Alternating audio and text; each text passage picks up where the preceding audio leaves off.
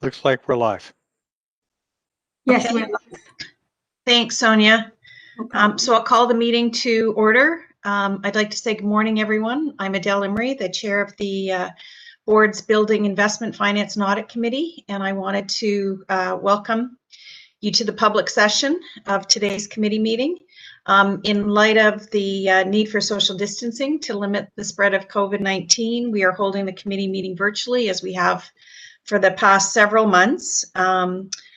I'd like to begin with an acknowledgement that the land each of us is on as we hold this virtual meeting is the traditional territory of many nations, including the Mississaugas of the Credit, the Anishinaabe, Chippewa, Haudenosaunee, and the Wendat peoples, and is now home to many diverse nations, Inuit, Métis peoples. We also acknowledge that Toronto is covered by Treaty 13 with the Mississaugas of the Credit. I will note that there were no items or decisions from the in-camera session that we held before this meeting to be brought forward today. We do have a full agenda with a number of reports for our information, as well as several items that are requiring the committee's approval. But before we get to the agenda, I would like to note that TCHC's COVID-19 response is now in its 11th month. And once again, on behalf of the board, I would like to thank our employees for their exemplary work that they are doing, delivering essential services and supports to our tenants. It's so important. Many of our communities are among the hardest hit by the virus, and I'm very proud to say how our employees have stepped up to support tenants who are self-isolating and help agencies deliver food and other essentials to seniors and our many vulnerable tenants. In particular, I want to recognize the contributions of staff who work in our buildings. Given the resurgence of COVID-19 cases, we are maintaining the extended 10-hour shift schedules that are enabling us to deliver enhanced cleaning protocols that are preventing the spread of the virus and keeping our tenants safe. I want to thank everybody at the company for setting a good example. It's exemplary within the city and its agencies, following public health advice at work, at home, and in doing so, you are protecting your coworkers, families, our tenants, and those in our cities who are most vulnerable to the impacts of COVID-19. And I just want to say that the board truly appreciates the work that you're doing. So I want to say thank you very much. I'd just like to quickly explain some special procedures that we proposed during our meeting today. First, the deputation process. In light of COVID-19 and the ongoing need for social distancing, TCHC continues its practice of holding meetings virtually. This meeting will be live streamed, or is being live streamed, and allows for live deputations from members of the public. They do have the option to submit written deputations as well as participating live. All deputation submissions will be made public after today's meeting is held. We have had a request for an oral deputation today, and it will be part of the audio-video record of the meeting that we are live streaming on our YouTube channel. And written deputations are normally distributed to committee members prior to the meeting and are posted with the meeting minutes following the conclusion of the meeting. As I said today, we only have one request for a deputation, which was an oral deputation, so we had no written submissions that were distributed to our members. As far as voting, we will do a show of hands unless any committee member asks for a voice vote. In that case, I will call upon each member to indicate whether they approve or oppose or abstain from the vote. So now that we've got the rules and procedures out of the way, let's move on to the agenda. As far as the agenda, I just ask if there are any additions or deletions to the agenda, and if there are any items in the consent agenda that any member would like to pull for further discussion. Okay, I will ask first if there are any conflict of interest that should be declared by any members of the committee. Okay, hearing none and no request to have any items pulled from the consent agenda. Could I have a motion to approve the public consent agenda? Brian, could I have a seconder? Nick, thank you. All in favor? Okay, the consent agenda has been approved. So we will move to item number 3, which is the business arising from the public meeting minutes and the action items. Sonia, if you can put up the action items. Thank you. Can I ask if there are any questions arising out of the action items noted?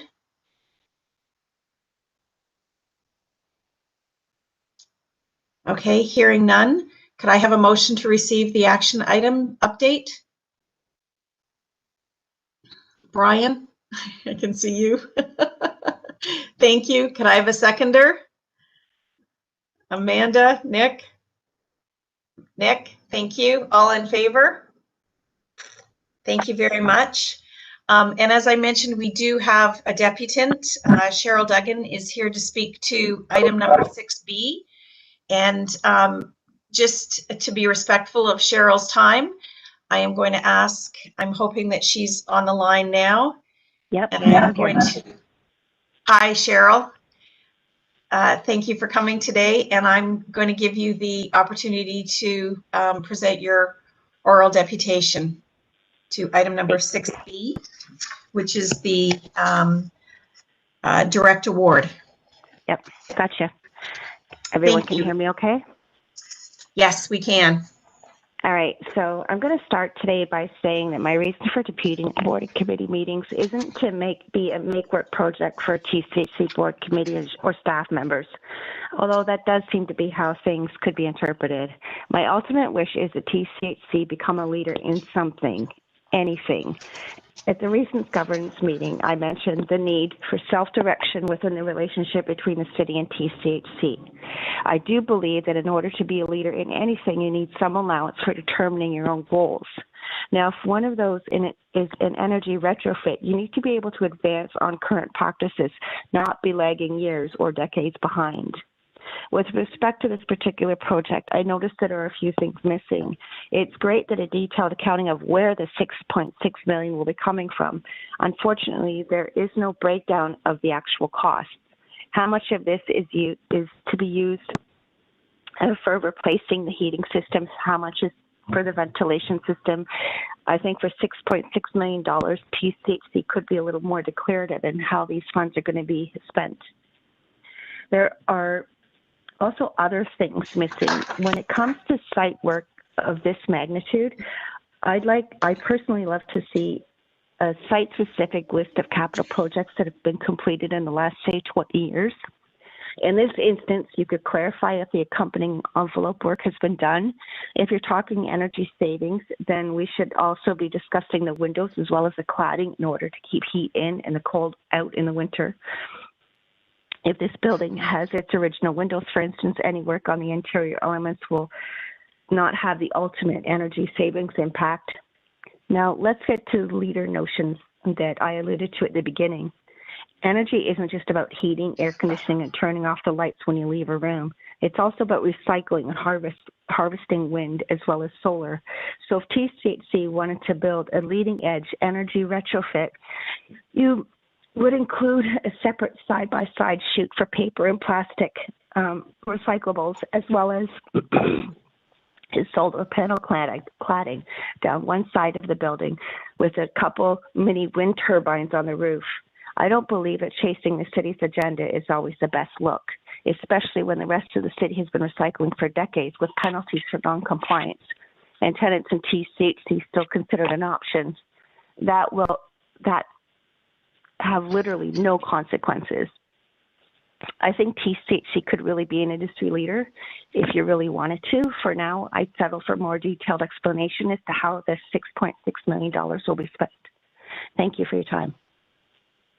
Thank you, Cheryl. Kevin, Sheila, is there anything that you'd like to say? I would pass that to Sheila. She has the more detailed knowledge. Okay. I would like to clarify for the deputant that window replacement is part of this project. And Okay. I would also offer to the deputant an opportunity to sit with staff that scope this project and walk through what the components of it are, if that's of interest. It is. Thank you. Okay. Cheryl, I'll connect with you. Hey, thanks. Thank you, Sheila. Does anyone else have anything that they would like to add? Okay, Cheryl, thank you very much for coming. We really appreciate it. Thank you. And I hope you have a nice day. I It's hope you Friday. guys do. Thank you. Thank you. So we'll go back to the order of the agenda. So we're going to turn to item number 4, which is our 2021 internal audit work plan. And I will turn it over to Karim. Thank you, Adele. Good morning, everyone.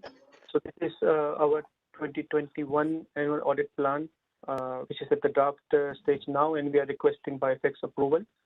Like every year, we connected with our ERM to review the TCHC stop risks. We also connected with the Auditor General's office and the City of Toronto's internal audit department, and keeping in view what projects we did over the last 5 years, we have drafted this plan, and we are requesting BIFAC's approval.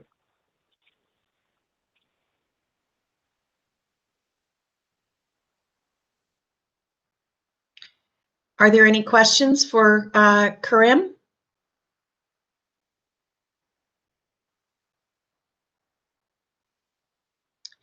The only question I had, I'm not sure if COVID has impacted your 2020 work significantly. I just wanted to ensure that the projects from 2020 that weren't completed and are being carried forward, that there is sufficient time in your work plan for 2021 to complete those projects. Yes, we have taken that into account. So we have planned one less project in 2021 compared to 2020, so that we can complete the project that was delayed from 2020 because of COVID. So yes, that has been taken into account. Okay, thank you. And I'm presuming that the one project that you deferred is not one that's in a high risk area. Oh, because it's a small team, so usually we select areas which are medium to high risk, but nobody saw COVID coming, so obviously the things got delayed. And we have provided that status in the consent agenda, which was just reviewed. So we will ensure that that project is completed and the 2021 plan is completed as scheduled. Great. Are there any other questions for Karim? I just have a comment, Adele, as Yes. opposed to a question, if I could. Just, Yes. Again, I would just like to recognize Karim's leadership in this department. I remember, a number of years ago, the roll forward of audit engagement projects. They'd be scheduled and not started, and Karim's brought a significant discipline to that area, that they actually start them when they say they're going to start them. And that they ensure that they can complete them, as opposed to they drag on for years without report outs.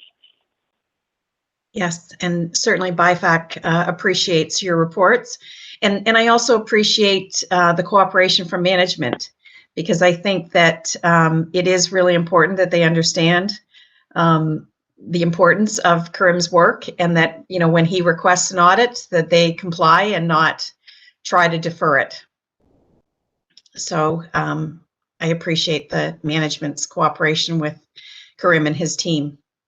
And I thank management for the cooperation that they've been providing over the last couple of years that I've joined, and I hope we will work together in 2021 as well to complete this plan.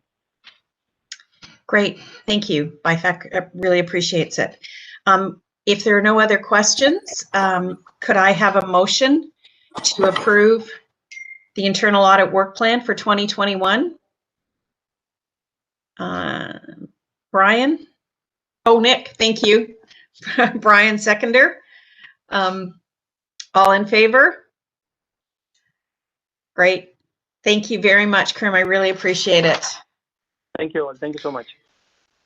So we will move on to item number 5, which is our Q4 2020 homes update. And I'm going to turn it over to Louisa. Thank you, Adele. Good morning, everybody. So the report before the committee is a Q4 update on the homes project. So please recall in November that the Homes Project Management Office brought forth a recommendation to the steering committee to decouple Track 2 rollout into 2 separate tracks. The November Homes report to this committee outlined the rationale for this recommendation, and that recommendation was approved by our steering committee on November 17th, 2020. So in the final months of the quarter during November and December, we revised our integrated project plan with our implementation party Yardi, and we adjusted the forecasted spend to completion to reflect this decision. So the Homes project will be required to retain our internal and external resources for an additional 5 months, and we will also be executing a change order for Yardi for their services. As outlined in the report, the estimated additional spend for homes will now be approximately $3.55 million, and the estimated spend to completion for our revised plan is now $53.02 million. So just to give you an update on what activities were in the fourth quarter, we did complete all the activities for our Track 1B capital planning. And as of the date of this report, we did go live as planned for Track 1B on January 25th, 2021. So another milestone for the project. Also in November and December, we completed the configuration for our tenancy management module, which will be required for our Track 2A launch. And we're actually currently starting that second round of testing, which we started on February 1st. So I'm happy to answer any questions of the committee.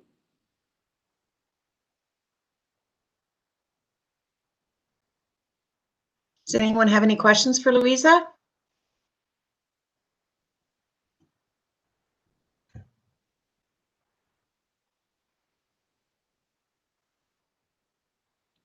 No questions? No questions? I didn't, Louisa and I spoke earlier, so my notes I just had, did 1B actually go live on January 25th? Yes, it did. Okay, great. Yeah. Oh, and I had a question here about the cost for Track 3. Yes, that's reflected in the project plan already. We do have the cost in Track 3. Okay, so it is included in the budget?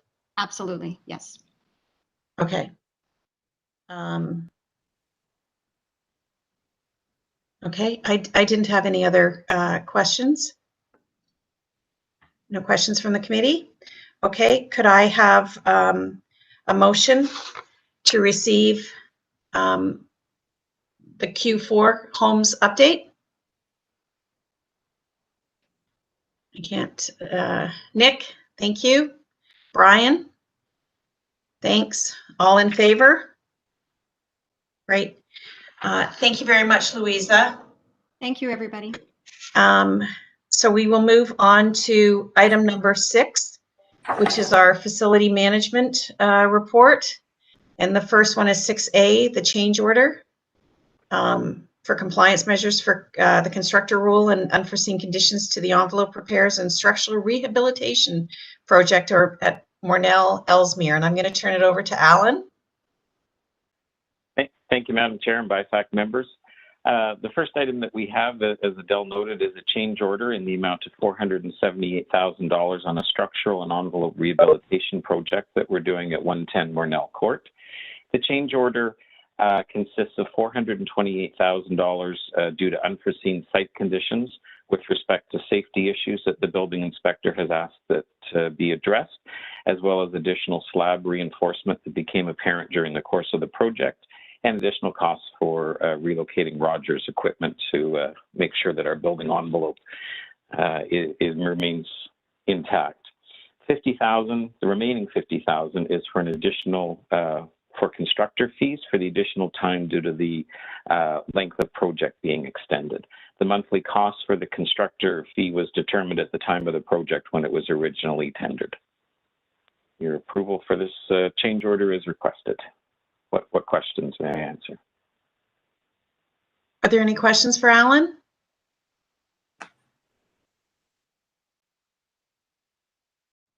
I was just curious, Alan, when the existing change orders were approved? Was this?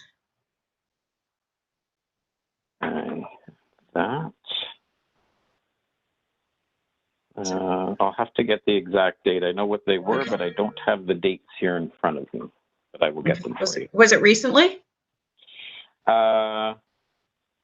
It wouldn't have been too long ago, no, because the project isn't finishing until October of this year. Okay. Okay, if you can provide that information, I'd appreciate it. Absolutely. Are there any other comments for Alan? Okay, if not, can I have a motion to approve so that we can recommend this to the board, the change order at Mornell Ellesmere? Nick, thank you. And Brian, seconder, all in favor? So that has been approved. And Alan, I will ask you to move on to 6B, which is the direct award. Thank you. The second item for your consideration and approval is an award to the Atmospheric Fund, also known as TAF, which is an agency of the City of Toronto that finances and supports initiatives that reduce greenhouse gas emissions in our city. This award is for design and construction of an energy retrofit project at our Sparrowway development, which includes mechanical and electrical upgrades, envelope work, as well as window replacement, which Sheila mentioned earlier. While this is a direct award, I do want to stress that it's important to note that the actual construction services will be procured by TAF using the City of Toronto's competitive public procurement guidelines. Part of this award is also a loan which TAF will be providing TCHC in the amount of $2.8 million, as well as there's grant funding. These additional sources of funding help supplement our capital plan and allow us to complete more work to improve our buildings and the comfort of our tenants. The award is for an upset limit of $7.8 million, which includes the construction estimated at $6.6 million and also the loan interest. Taking into account the grant of $522,000, which is part of this award, the effective loan rate is 2.58%, which is comparable to other funding that we have available. The loan will be repaid from the energy savings that the project will deliver. TAF will act as the project and construction manager and will manage all aspects of the project procurement, as I mentioned, which will be through a public procurement process, and delivery of the work with obviously strong oversight from TCHC facilities management staff. It's important to note that TAF is also a strategic partner for TCHC. TAF can access future funding, which is important for us to ensure that we meet our energy reduction requirements, as well as they provide additional expertise in the area of energy reduction, which as we know is a strategic priority for TCHC. What questions may I answer? Does anyone have any questions for Alan? Nick here. Just as it relates to the sole sourcing of the contract, understanding it's a city agency, so there's a good alignment there. Are there other service providers or is there offerings to compare this to, or just given the nature of the relationship, it makes sense to direct this with the proponent? It does make sense to do it with this proponent, one, due to the relationship we have, but more importantly is that they're bringing funds to the table for us. And that's really what is strong benefit for us, because it helps supplement the capital plan that we already have. Great, thank you. Thank you. So just to clarify, they would be the only provider that would have access to these funds? Correct. Okay. Are there any other questions for Alan?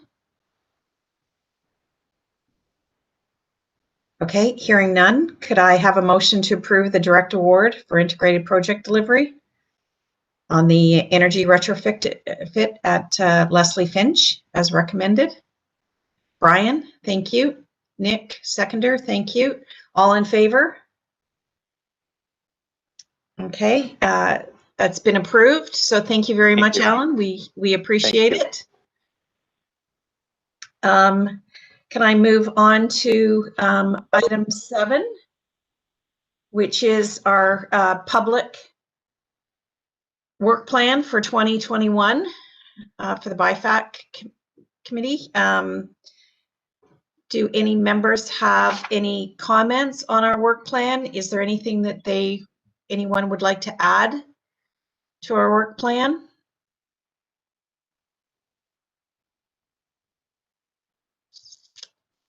Okay, hearing no additions or comments, could I have a motion to approve the 2021 public BIFAC work plan as provided?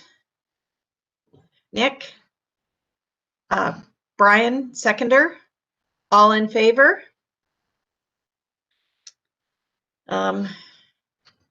So that's our work plan has been approved. And could I ask if there's any other business to be brought forward to BIFAC? Okay, hearing none, I would like to thank everybody for their attendance today. And could I have a motion to terminate the public meeting of BIFAC? Nick, thank you. Brian, seconder. All in favor? Great. So the meeting's terminated. I just want to say I hope everyone has a nice day and a really nice weekend. So take care and thank you very much. Stay safe, everyone. Thank you. Yes.